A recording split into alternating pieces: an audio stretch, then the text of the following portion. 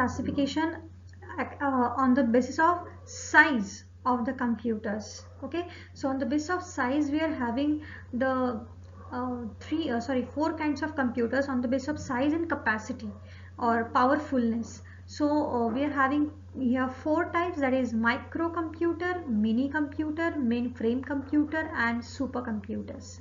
Okay, so first one is microcomputer. So as the name itself suggests, micro, the size of the physical size of this computer devices are very small compared to all four type of computers.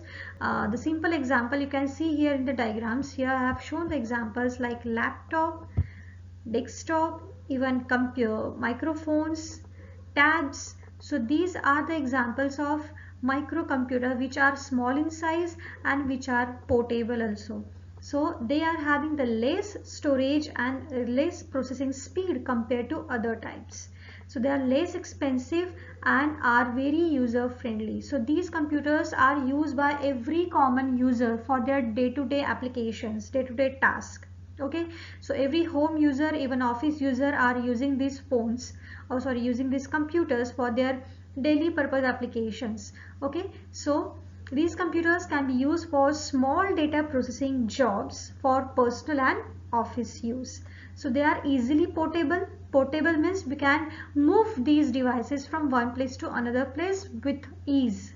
Okay, and the common examples, as we already discussed, laptop, desktop, notebooks, smartphones, calculators, digital watch. So all these are the examples of microcomputers. Thank you. Now we are having the second type, that is mini computer. So mini computer are also very popular among the medium sized companies.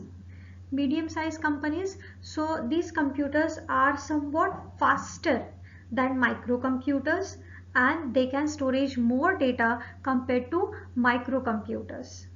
So the small kind of organizations which are having only 20 to 30 kind of users, so they can provide these mini computers to all these users. So simple example is computer lab.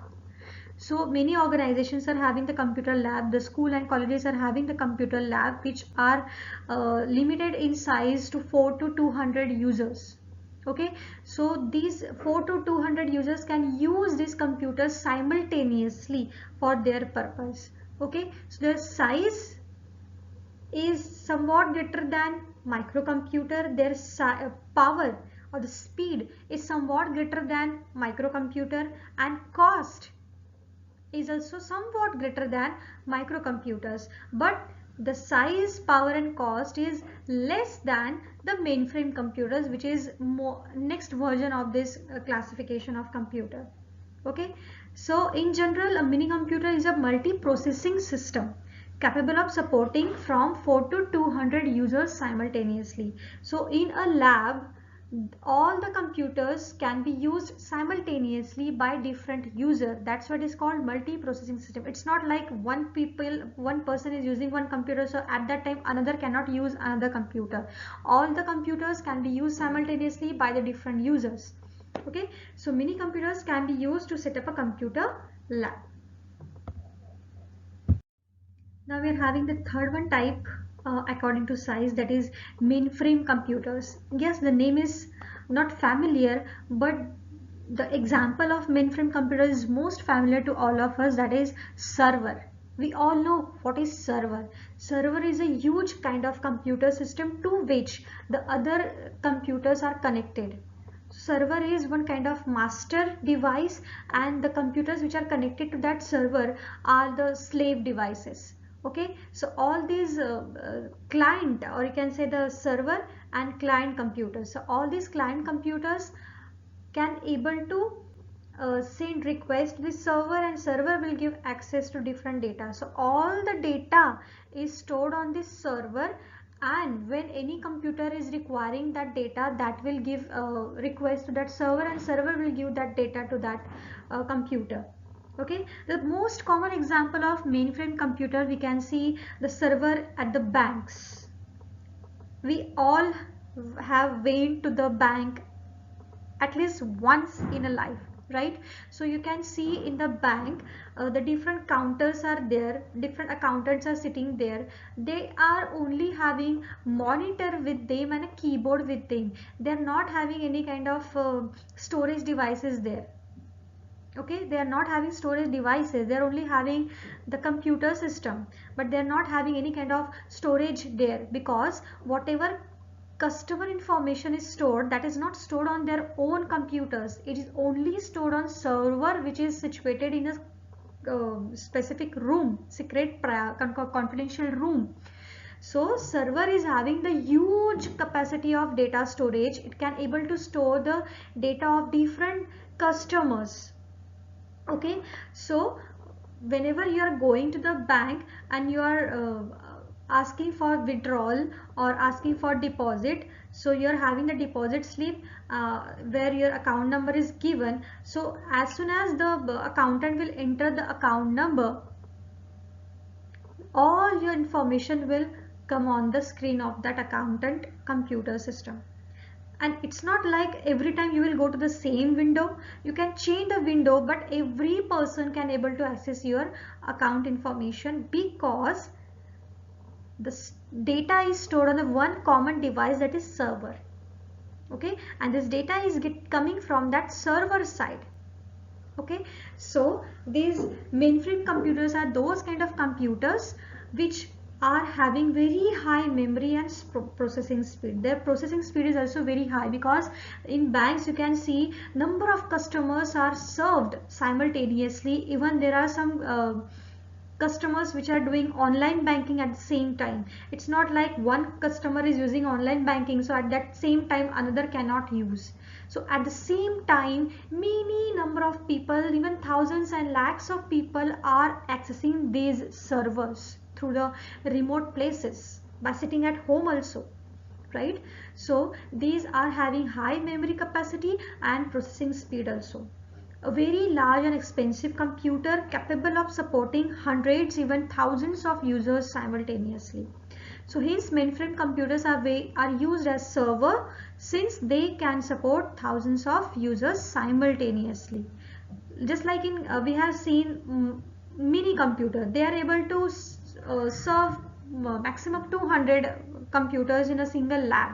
But that is not case of banking, or that is not case of railway reservation system, where number of people, thousands, lakhs of customers are using railway reservation system or online banking system simultaneously, right? So mainframe computers are used as servers. So mainframe computers are lying between microcomputer and supercomputers. That means they are less expensive than supercomputers, but more expensive than mini computers.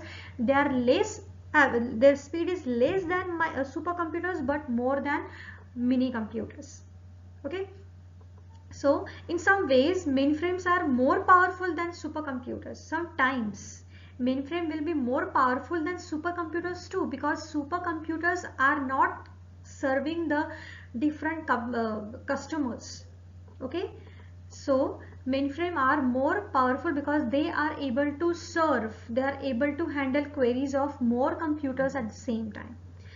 But the supercomputers can execute single program faster than mainframe. Speed of, you can see the speed of supercomputer is more than mainframe, but mainframe are more powerful because they are able to serve more number of users at the same time. So mainframe can be used as servers in banking system, railway reservation system, even Facebook, etc. Because Facebook, the social media site, they are also one kind of they are also having the huge amount of data of different customers, because customers are posting their pictures, their comments, so all these are stored on server in Facebook server. Okay, so this is nothing but mainframe computer. We can see here the diagram also here, the picture also here. This is a server. So these are having the different storage devices, huge number of. This is only a single rack. Even the banking, railway and Facebook or any other organizations which are serving thousands of or lakhs of customers, they will have these kind of different multiple racks, because this one rack is also not sufficient to store that amount of storage devices and storage data. Okay, So this is a mainframe computers. And the last one type according to size is the supercomputers. As the name itself suggests, supercomputers, they are super in all the four categories, in all four types. Why they are super? Because they are fastest, they are huge in size, and most powerful type of computers because they are able to store billions of instructions within a second. Okay, so supercomputers are very expensive and are employed for specialized applications that require immense amount of mathematical calculation. Okay, for example, weather forecasting requires supercomputer, animated graphics, fluid dynamic calculations, nuclear energy research, petroleum exploration, submarine detection, etc.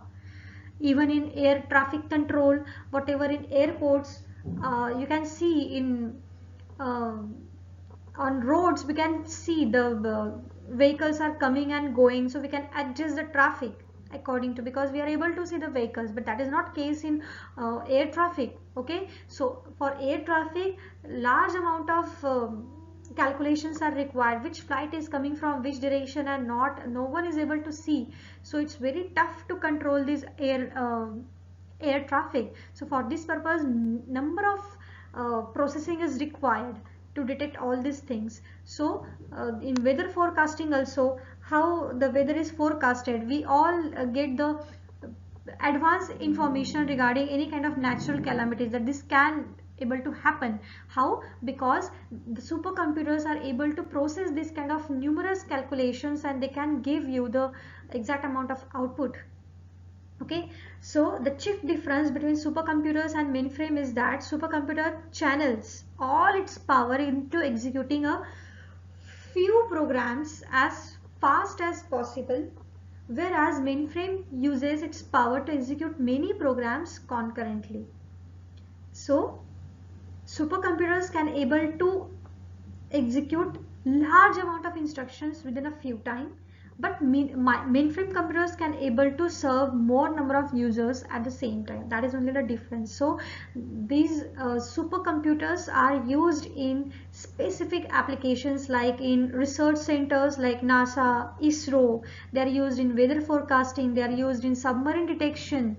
So these are the applications of supercomputers where we require huge amount of calculations within a few time.